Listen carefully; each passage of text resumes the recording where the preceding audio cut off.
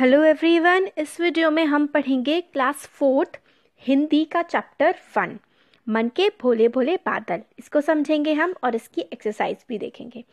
देखिए, झब्बर झब्बर बालों वाले, गुब्बारे से गालों वाले, लगे दौड़ने आसमान में झूम झूम कर काले बादल।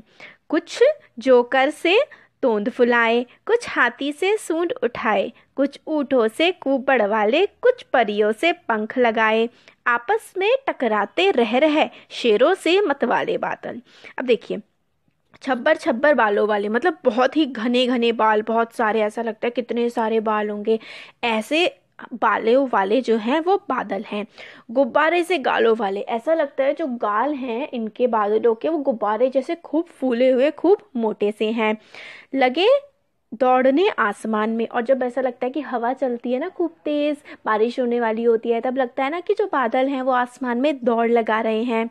झूम झूम कर काले बादल, ऐसा लगता है दौड़ लगा रहे हैं और इधर उधर झूम रहे हैं, जैसे डांस कर रहे हैं। ऐसे काले काले बादल देखने में लगते हैं। और कुछ ऐसा लगता है कि तोंद फुलाए हुए हैं, जैसे जोकर होता है ना, उनके जैसे तोंद फुला रखी है। पेट होता है ना, तोंद बोलते हैं, वो फुला रखी है, ऐसा लगता है कई बार तो देखने में।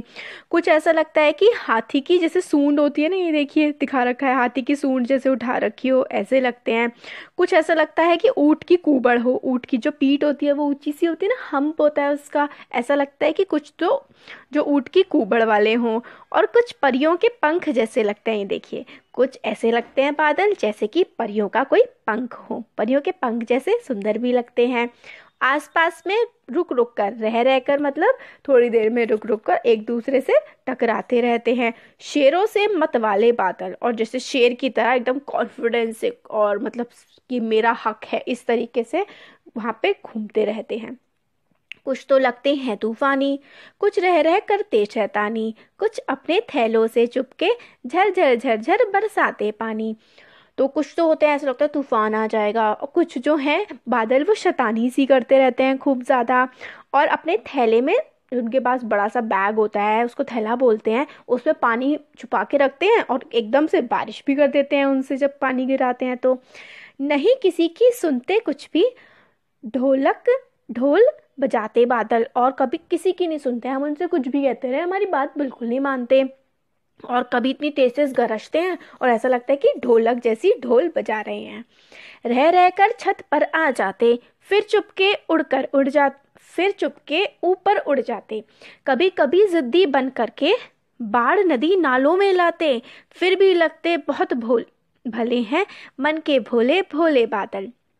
फिर कई बार क्या होता है कि छत पे आ जाते हैं, फिर एकदम फटाफट चुपके से उड़ भी जाते हैं। फिर कभी कभी लगता है कि बहुत ही ज़िद्दी हो गए हैं। फिर कई बार क्या होता है, बाढ़ ले आते हैं नदी में, नालों में, जब बहुत ज़्यादा बारिश होती है तो बाढ़ आ जाती है। फिर भी कभी कभी हमें लगता है कि बहुत ही भले हैं, बड़े ही अच्छे हैं, और मन के जो हैं ये बहुत ही भोले हैं। शैतानी तो करते हैं ये, मगर फिर भी बहुत ही भोले लगते हैं।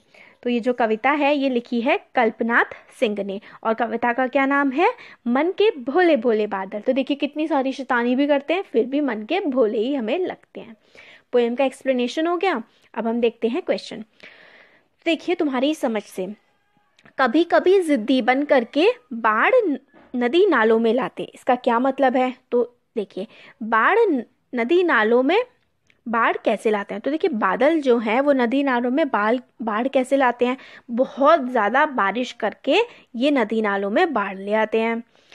फिर ये है, बादल ढोल कैसे बजाते होंगे, बादल खूब तेज गरज गरज कर ढोल बजाते होंगे। फिर क्या है, बादल कैसी शैतानियाँ करते होंगे। देखिए, कभी बहुत तेज़ हवा के साथ पानी बरसा देते हैं, कभी कभी बहुत हल्की बारिश करते हैं, और कभी कभी जो है सिर्फ तेज़ हवाएं चलाते हैं और बारिश करते ही नहीं हैं। तो इस तरीके की ये शैतानियाँ करते हैं।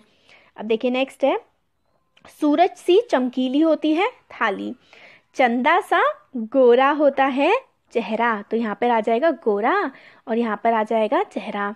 हाथी सा भारी भरकम, व्यक्ति कोई भी इंसान हो सकता है। जोकर सा मजेदार बच्चा हो सकता है ना। परियों सा प्यारा, क्या पंख कह सकते हैं हम, या फिर परियों सी प्यारी बच्ची या बच्चा। गुब्बारे सा फूला मुंह, कोई गुस्सा हो जाता है तो गुब्बारे जैसा मुंह फुला लेते हैं ना, गुब्बारे सा कैसा, फूला, और कौन, मुंह।